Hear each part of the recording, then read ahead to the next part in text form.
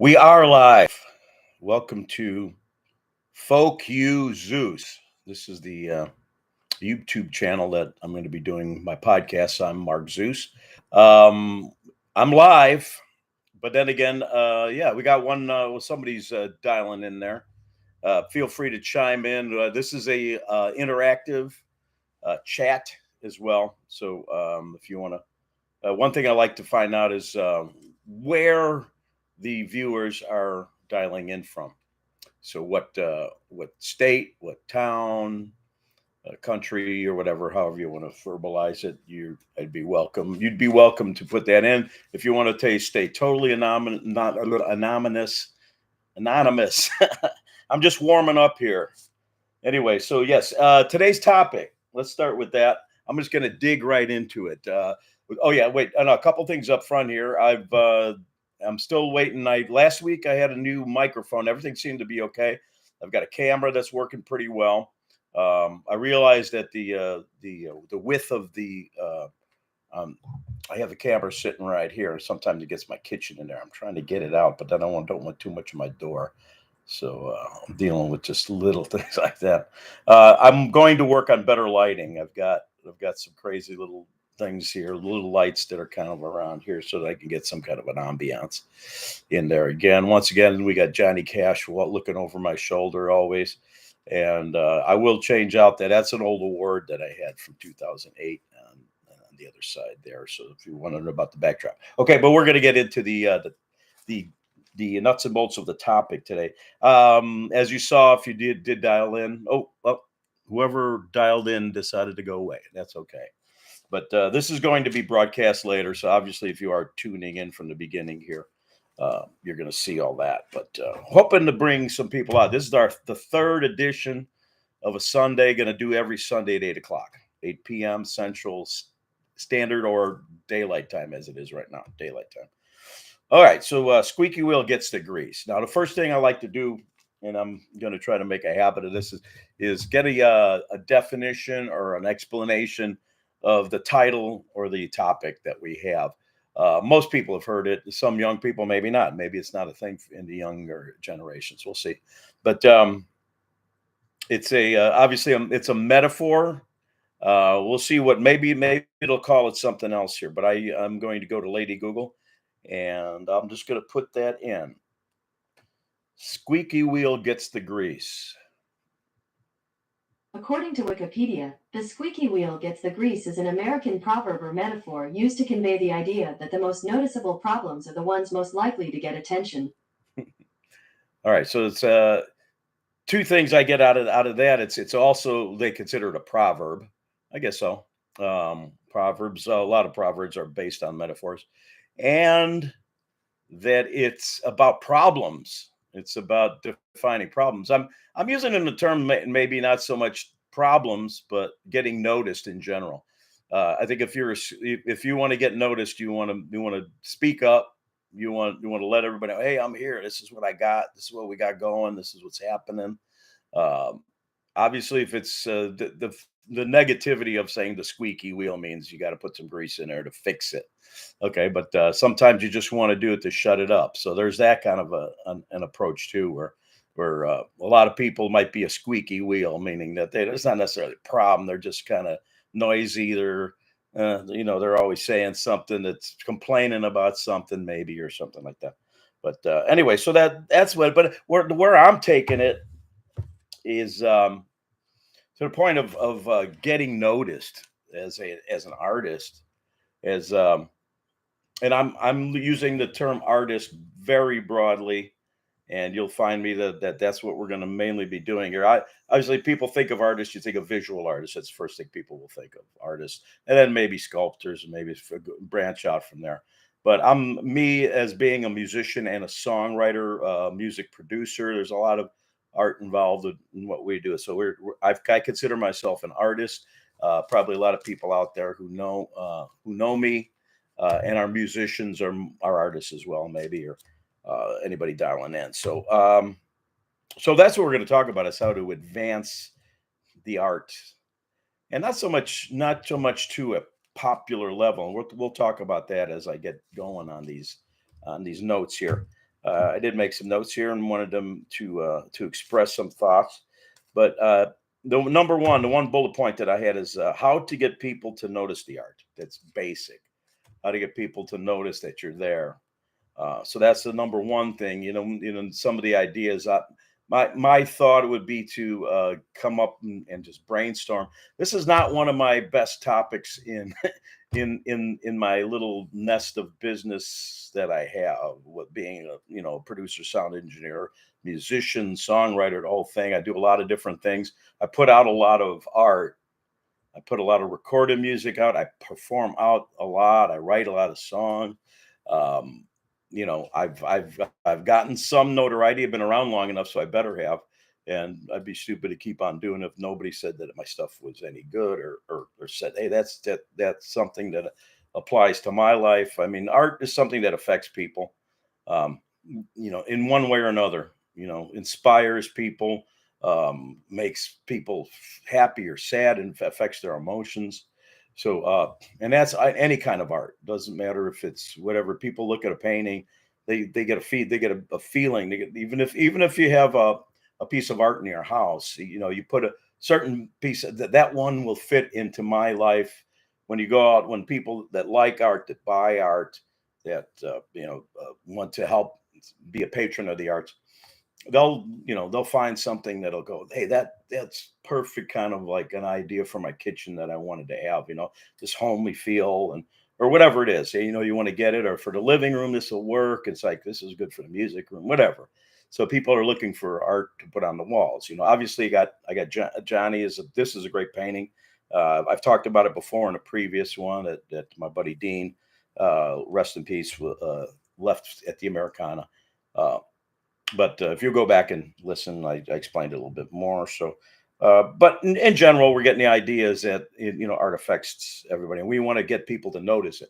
Now, there's different ways to get somebody to notice you, and then obviously is to just scream and say, "Look at this! I got a piece. Look at my painting. Look at my painting." Go run down the street and show people your painting, and say maybe you get somebody to say, "Oh, that's great."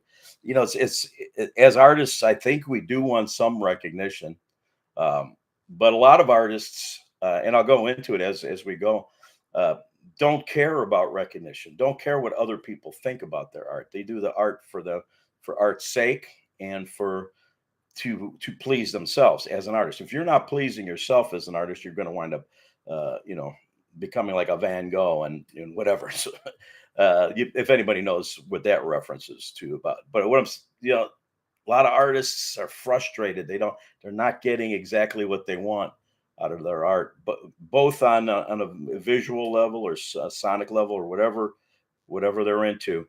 But they're just not so. But so you have to kind of please yourself, or at least get to a point to where it says, I've achieved what I wanted to do, and I think I can get the feeling and the attitude out of my art that I want to purvey towards the public, or just an individual.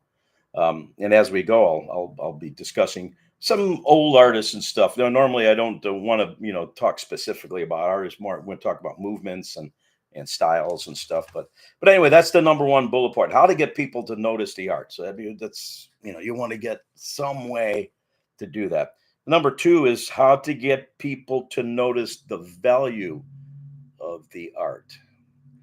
Okay, so now you're not now as an artist, you become a salesman. You become, okay, what is this worth to people? Okay, come see the art. Okay, now the next question, somebody's going to say, well, what good is that? What's good? What's that about? What kind of thing are you looking for? Or what are you trying to tell me? Okay, so a lot of times you'll have to do a little bit of promotion or explanation or discussion about it. If you do want to, like I said, if you do want to get noticed, once people see it and engage in it, because a lot of people go to an art museum and they'll just walk around and say, well, I must be hip, I must be cool because I'm walking around an art museum, and they'll kind of like mindlessly kind of look at walls. Or you get kids going around nowadays with their phones, looking at the phones, walking through the art museum. It's kind of like, that kind of a thing.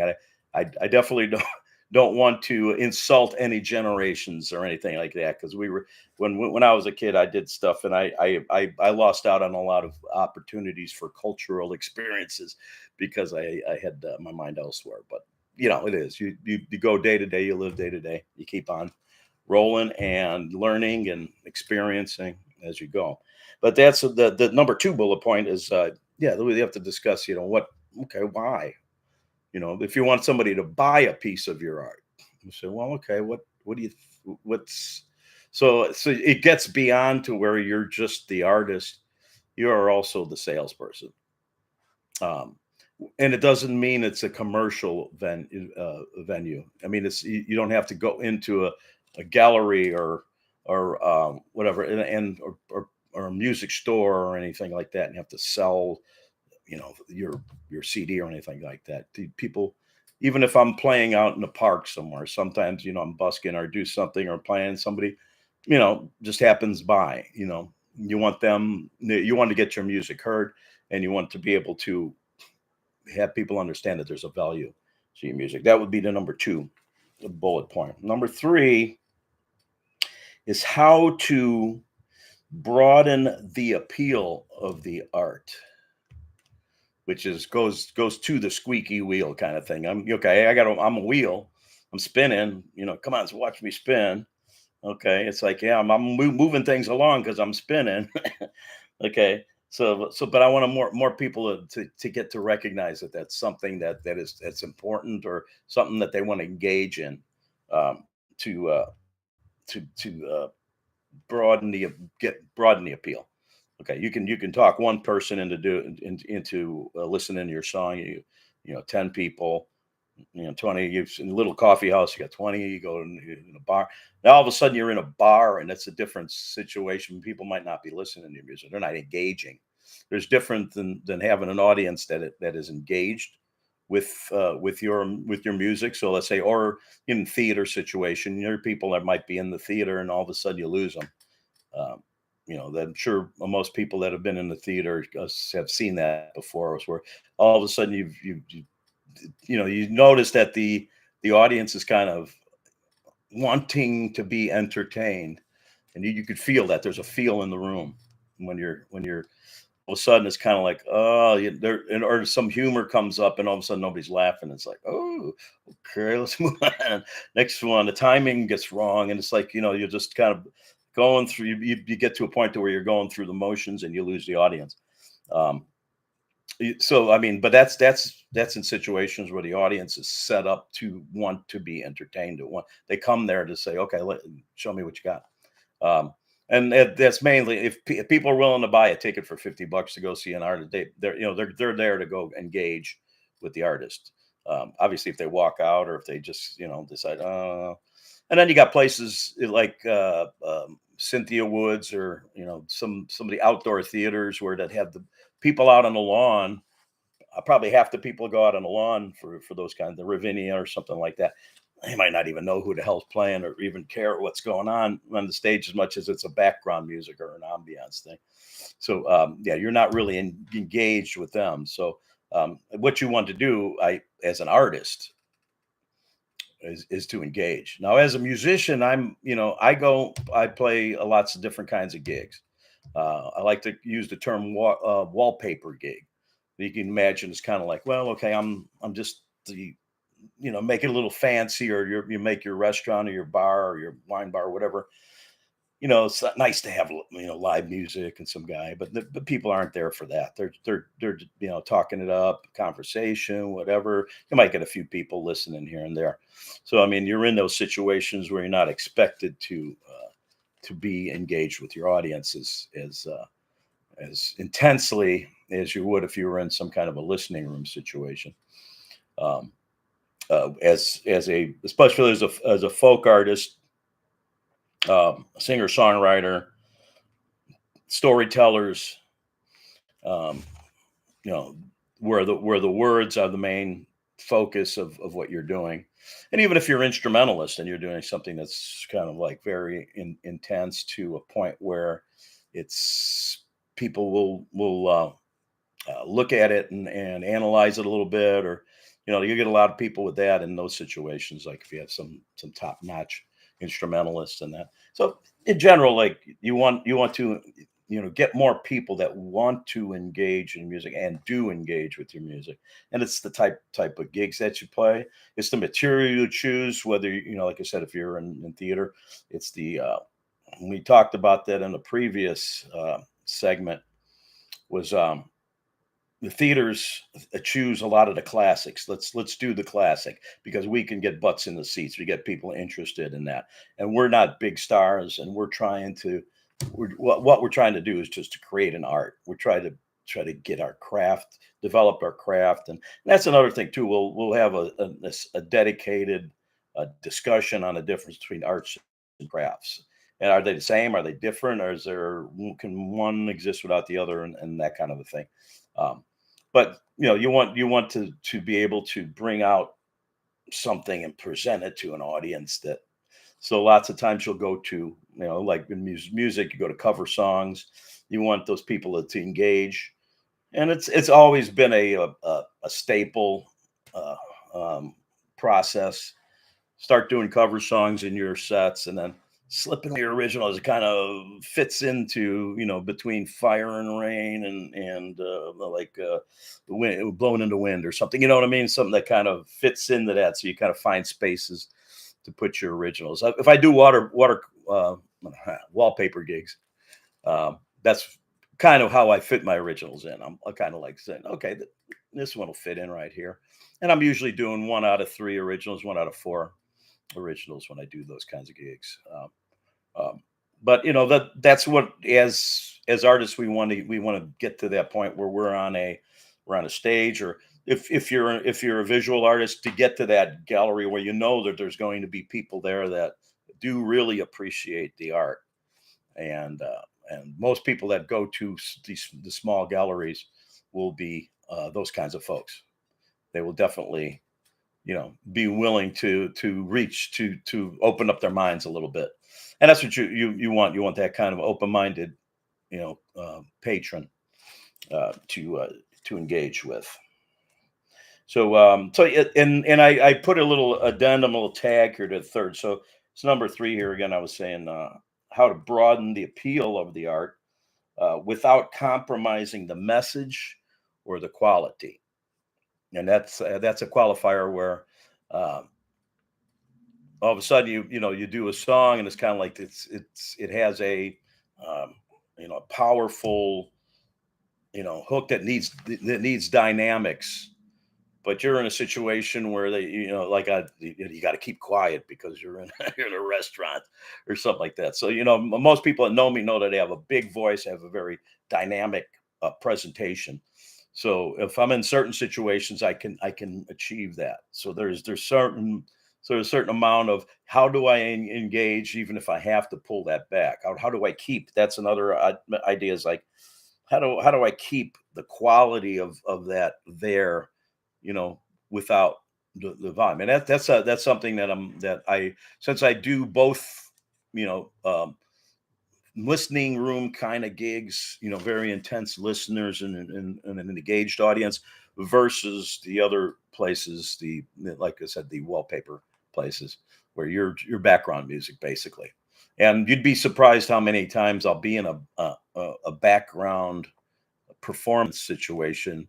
I'll have customers come up and say, "Man, that was great. I was like really like that." It's like kind of like some of those I didn't recognize. Well, there's yours, so they'll start to engage there, and I try to get my CDs out to them and stuff, and I get a little bit of success. But you got to be realistic to say that's your main job. You're hired is to be kind of background and that, but I'm pleasantly surprised at times as to the reaction of some of the folks that go to these restaurants. I do have in a couple of restaurants I do play at.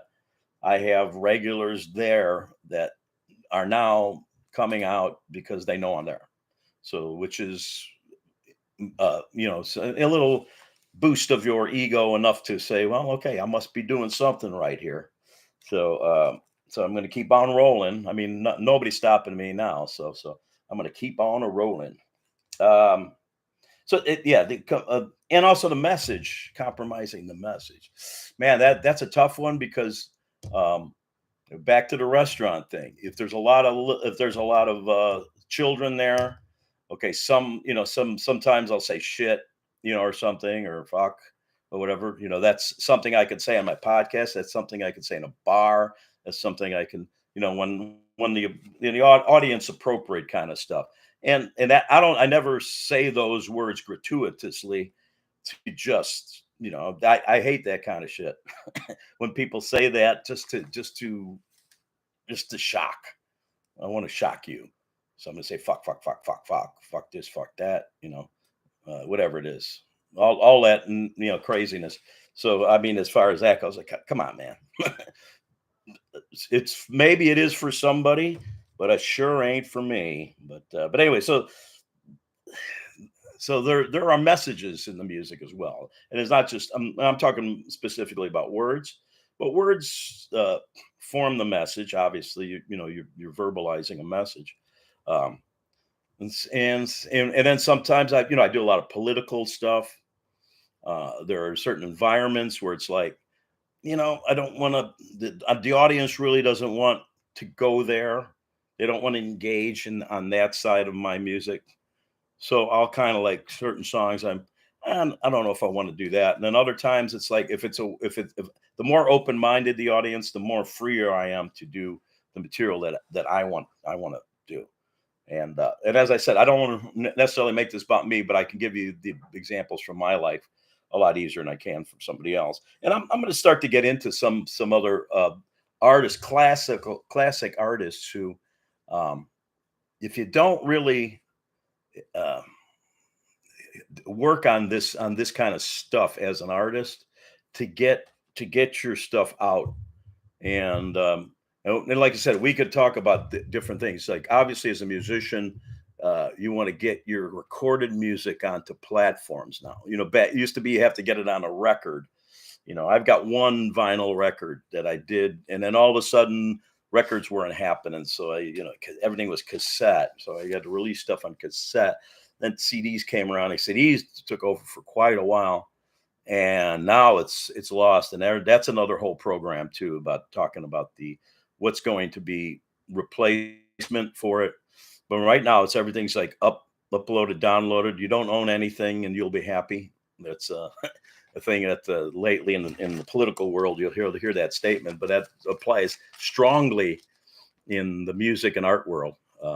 Is because you have a lot of uh, folks that are trying to get their music heard, and usually on your gigs, whatever, you can sell your CDs, or and people don't have CD players anymore. So you got maybe 20% of the people, that I'm that's about I can look at it as being a percentage going from 100% before when everybody had CD players to now. I'm about the amount of CDs that I mean, I get to a point where I'm giving away a lot of stuff, so it's like I can't even give it away at times. So we're in that cusp right there where we're having to get noticed through that, and merch really isn't doing it. So we're having to struggle with that, to figure that out. And I'm sure every artist is doing that, and it's been a constant struggle, even when you know what your medium is, CD or cassette or whatever it was in the past. Um, and and then there's different platforms. You get lost. You got your Apple Music, you got all these other platforms, um, Amazon, and all that crap. So you'll have all those. It's kind of like, but you get so lost in there because it's like everybody wants to get on there and they load it up. I've gone to Bandcamp, and for many reasons, I'll probably do a show specifically talking about them, and maybe consult with them a little bit and see where they're going with it. It's a good. You might want to check it out, and it's an independent. It's a good way to support independent artists, music artists, Bandcamp. So, but I'm talking about people in the past, who artists who create for for themselves, for specific others. Like when I write a song, sometimes I'll write a song directed towards one person or maybe a group of people or speaking to somebody and like more personally. Um, and I want to make sure that that person or that group of people hears the song because I think that they'll respect it. Whatever. There's always going to be a demographic that's going to like one song better than the other song. So that kind of a thing where it's like that's why I'm doing it. If nobody else hears it, if you can't get anybody else to hear it, that's fine because my purpose has been reached to get to that person, to get to that one person and that group of people. Um, then you write songs that are you want to be universal. You say, man, this is something that everybody can relate to, and you go with it. It's kind of like here's an idea that be great. There's lots of different approaches to it, but in general, then that opens up the thing. Okay, now I wrote a song for the masses. Now I have to get it out to the masses. So where am I? How am I going to do this? What's going on? And like I said, this isn't one of my fortes. So, but it's something that I think that everybody, no matter where it might not be yours either. And I tell you, it's a real, it's a craft in itself to be able to sell art, to be somebody that can really find good art. And we talked about gatekeepers in the music business and all that, and the yin and yang of that, and how what that's good or not to have gatekeepers. But but you have to have people that help you out along the way if you want to get your stuff heard, or your painting seen, or your script, on a stage, whatever art, you get your dance group in a whatever it is, a show. So this applies. So that's the reason that I've decided to make this channel not so much just about music. We're talking about art, and then art and music itself. How it contributes to culture. So, but I'm going to look back a little bit here, and I did a little research, just a touch. I knew about it was there was a poet back in the 19th century, mid 19th century, and her name was Emily Dickinson. Most of you probably know that. Uh, don't know that name or have heard that name before. Uh, but the interesting thing about Emily Dickinson is that the vast majority of her material was not released until almost a century after she had passed. She would mostly write letters to people, and she'd write poetry. So we were talking about individuals who write to individuals. So a lot of her work is you can read some of the letters that they have. They have books regarding that, um, and her poetry was a little bit different.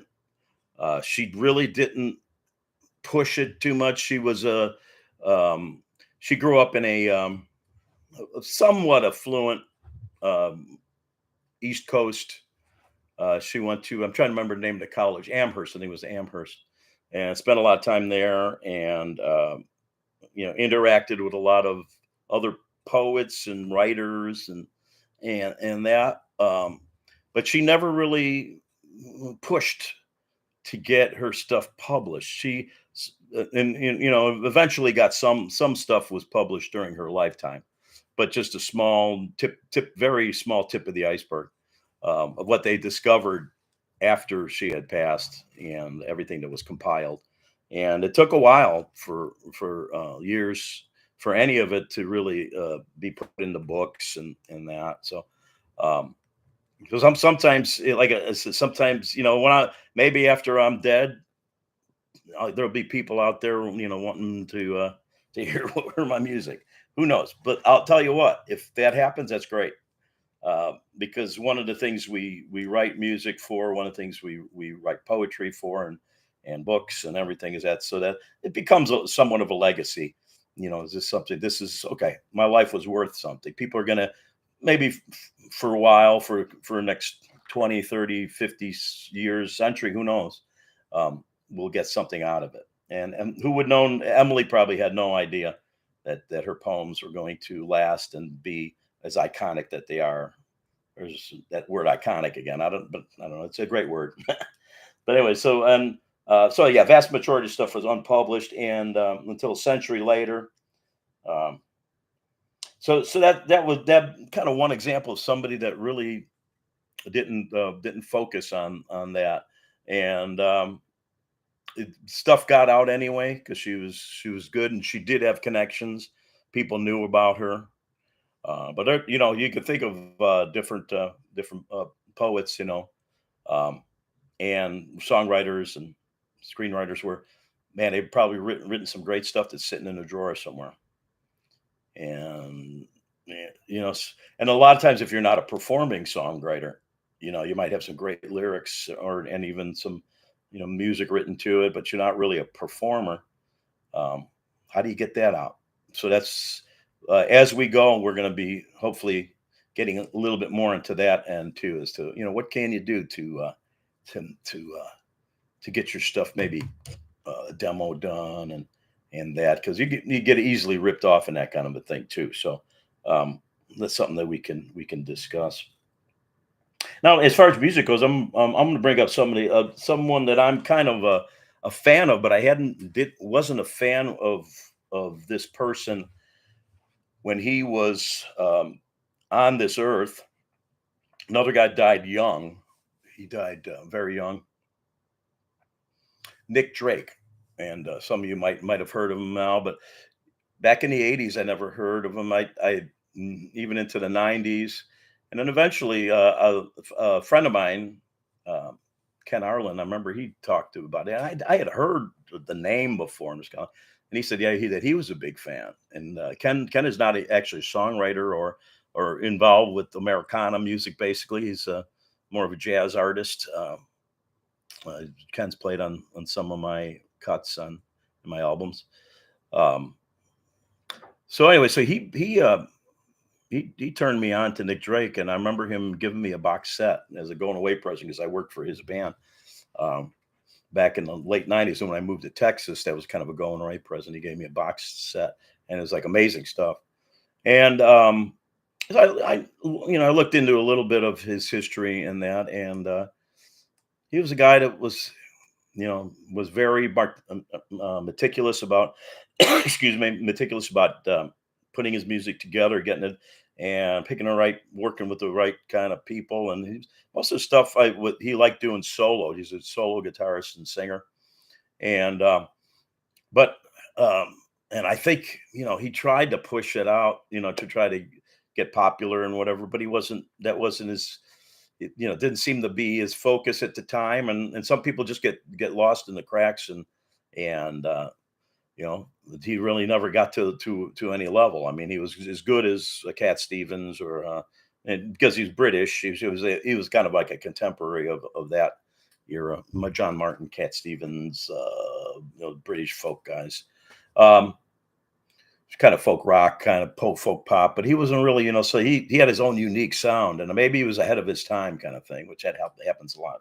So there's another guy that didn't really, you know, um, move his stuff ahead, and kind of like we found out later, which but he practiced art.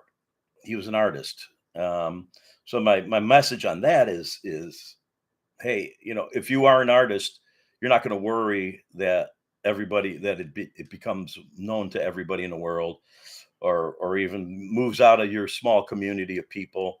If you can get a few people to hear it and like it, that's you should appreciate that at least. But if you're an artist, you're doing things because you're an artist, not because you're trying to get rich, or you're trying to impress the babe, or maybe are. I don't know. Impress. I mean, obviously, when I was young, that's one of the things, when you think about when you discover women that you're going, girls that you're going to try. I had my guitar and I say, yeah, but I'm writing a song for this girl and that one and that kind of thing. It's like, and then you're heartbroken. It's like, so a lot of angst. Obviously, my music has changed over the years, and as everybody's does, and that, but. So yeah, so the thing is, it's about a message or a feeling, and or even just a groove, because groove, gets people moving and gets people happy, and there's emotion involved with that too. Um, so it's about doing the art, and to advance the art. That's what I'm looking at. This is basically a setup to a series that we're going to try to do. And over time, I'm going to try to get guests in here of people that have been somewhat successful in moving their what their particular art is ahead.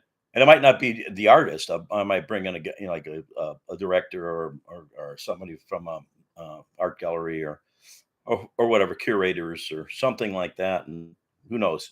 That's kind of, this is a long-term project here. Like I said, this is only the third incarnation of this podcast. So um, if anybody hasn't checked out the introduction kind of gives a little synopsis of where I want to go with all these episodes and that.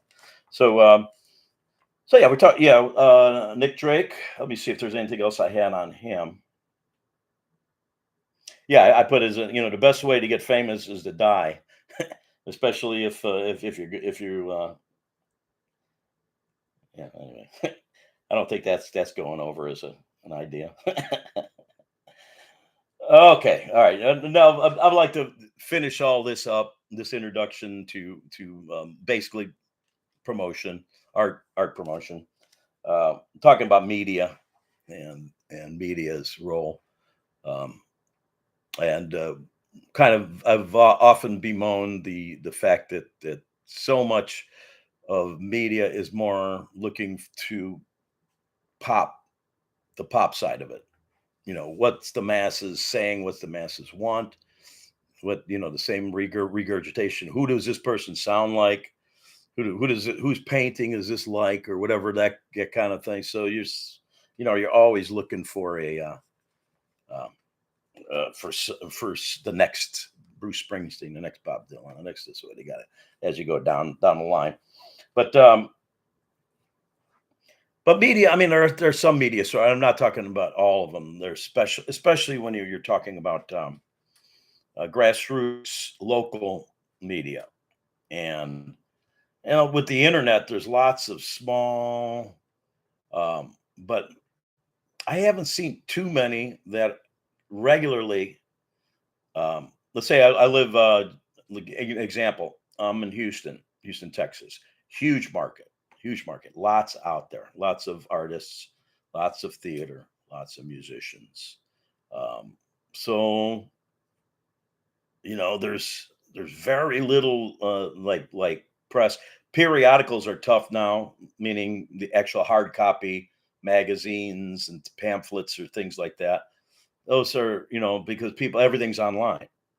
And even when you go online, I mean, I wouldn't mind if anybody's out there, feel free if you're going to leave a comment or about it, if you know of a local Houston, because most of the people I think that are going to be dialing this, you're going to be Houston, Chicago, because those are my two markets that I mostly hang in. But anywhere in the world, yeah, if you got something local to your area that is a good source for grassroots, meaning I don't want to see the review of Beyonce's new album. You know what I mean? I want to see uh, the latest review of Joe Blow from that country guy that we saw, and that was great, that nobody's ever heard of or something. Those pulling that out. I remember back in the day in Chicago, we had a magazine that my friend, who might even be out there. Well, he'll eventually be out there, maybe seeing this. KC Wilkerson. He produced, it was Pro Am Guide. He uh, was the publisher, and I would edit for him. So I'd collect stuff and put it in, and he'd collect. The main thing was to promote. That was our mission, was to give the first actual coverage of emerging artists from the Chicago scene at the time. Um, so I was involved with that on an editorial level, and so it was a great play. It lasted maybe about 3 years. What am I thinking? Wasn't exactly sure how long, but we gave it a shot and whatever, did what we could with it. And but something like that would be great. But like I said, it's tough to do as a periodical. It's expensive, and people are mostly going online to find that kind of stuff.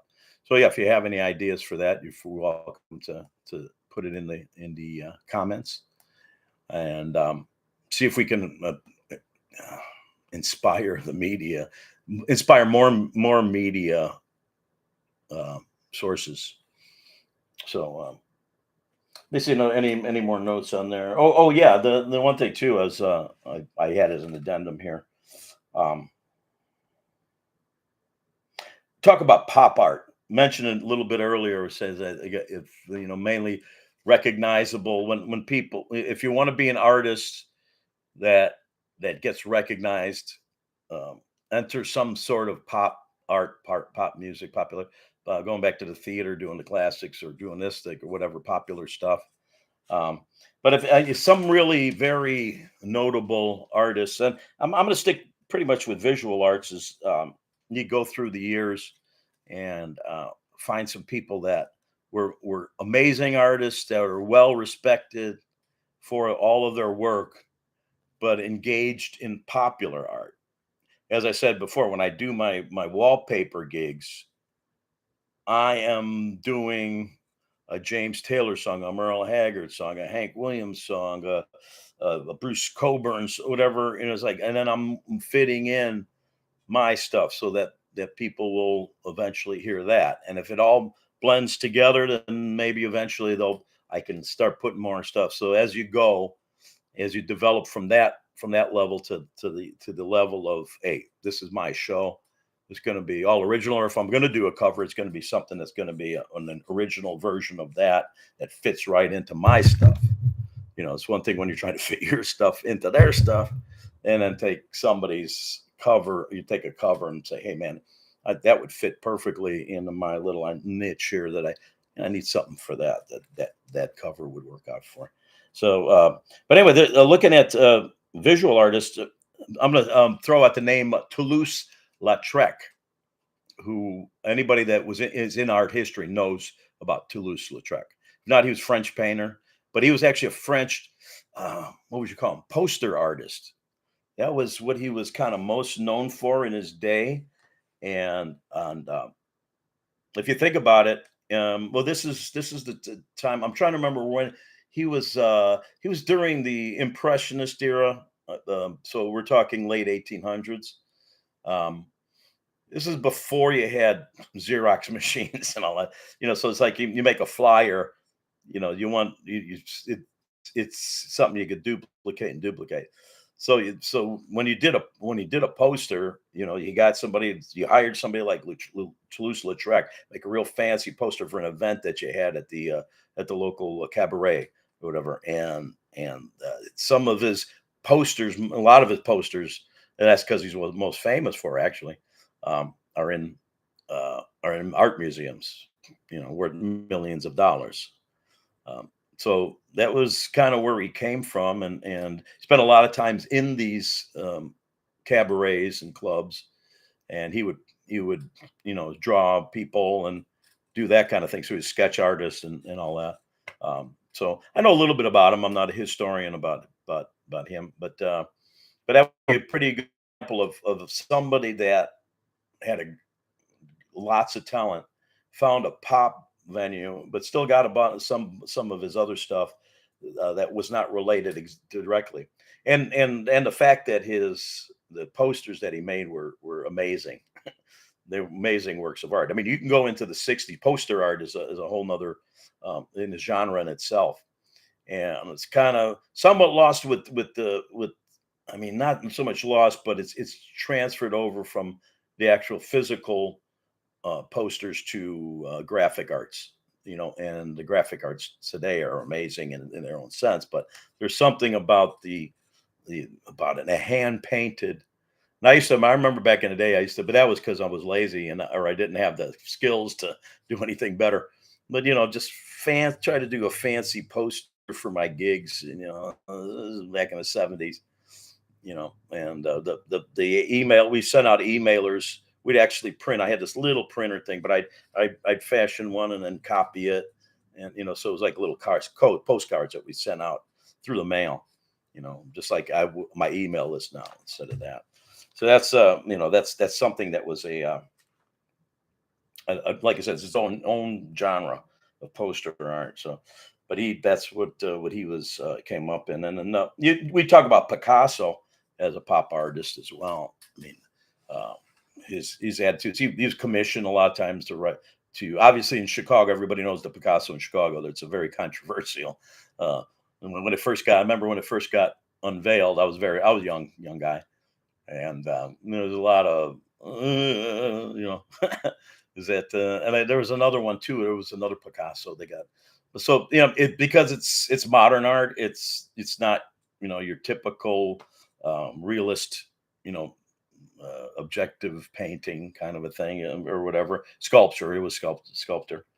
Um, so him being both a sculptor and that, and commission, he got commissioned a lot to do various things, and so he was one of those in there. And another one is obviously most people have heard of Andy Warhol. Andy Warhol was an interesting cat, and he kind of was in that New York what do you call it? Punk scene almost. He was almost kind of pre-punk. He was kind of pre-punk scene. I remember the Velvet Underground was the band. He had a place. I remember that. I remember seeing a video on YouTube about it, about where they'd have um, huge parties, and it was like a multimedia event, kind of like art and music and poetry and everything, which is a great thing. So it was something. It was like, but it was just something that went on, and for it's like it was a building. People lived there and then not live there, and so it's like that kind of a thing for flop, and so that was he was involved with that. Um, but a lot of his art, if you look up Andy Warhol art, and then he made some movies, some pop movies that were kind of avant-garde, very avant-garde. He was able to stay in that avant-garde and still be in the popular realm. Um, so he found his way through that. But whether it was consciously or not, did he want to try to be pop, or did it just happen that that's where he was heading? And a lot of artists get into the pop vein, and they don't. It wasn't their intention. Yeah, and an opposite too. So people might intend to be a pop artist, and it's kind of like, well, nobody really thinks that's pop, so nobody's getting into that.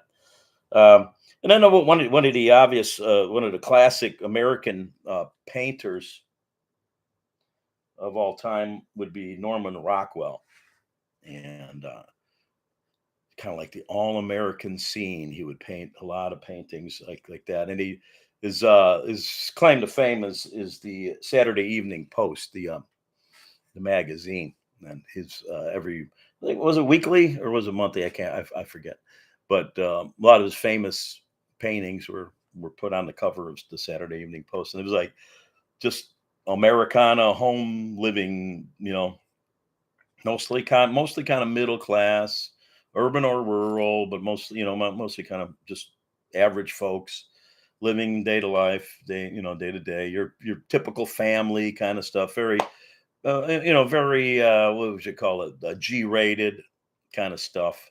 I don't know. Maybe he did some X-rated stuff, but I think maybe he hid it somewhere. But I don't know.